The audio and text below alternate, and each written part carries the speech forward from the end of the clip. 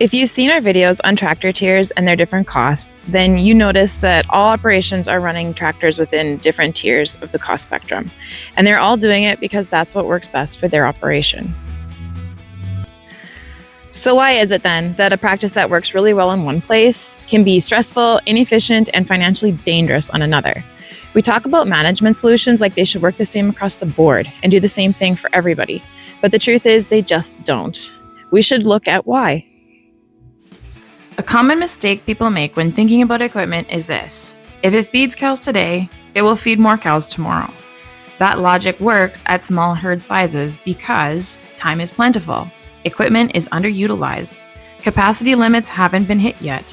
A $5,000 tractor can feed cows until scale exposes its limits.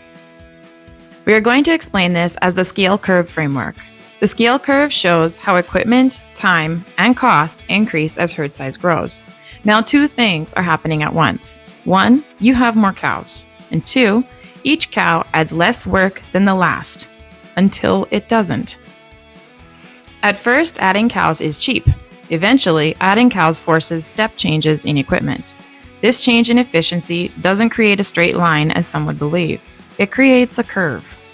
When you hear guys saying small tractors always worked, the reference point is this. At small herd sizes, feeding time is short, bedding is infrequent. A breakdown is inconvenient, but not catastrophic. So people conclude, this equipment works fine. What they're really saying is, my herd is small enough that inefficiency doesn't matter yet. The equipment isn't efficient, it's just not being tested. The real limiter here isn't the iron you're operating, it's your time. As the cow herd grows, feeding takes longer, bedding takes longer, more loads are required, chores spill into longer days. Eventually, you run out of hours, not capability. That's the first bend in the scale curve. The scale curve has three distinct zones. Zone 1, underutilized. Equipment is cheap, cost per cow is high, time pressure is low. In this zone, anything works. This is where the argument for what worked yesterday lives. Zone 2, efficiency gain.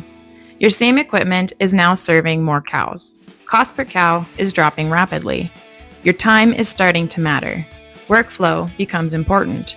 This is where operations are going to be experiencing your highest efficiency. Zone 3, your capacity wall. Equipment is now hitting its throughput limits. Your time is exploding. Wear is accelerating, resulting in step change upgrades being required. This is the point where just running longer stops working, and the scale curve forces upgrades. These equipment upgrades aren't about comfort or pride.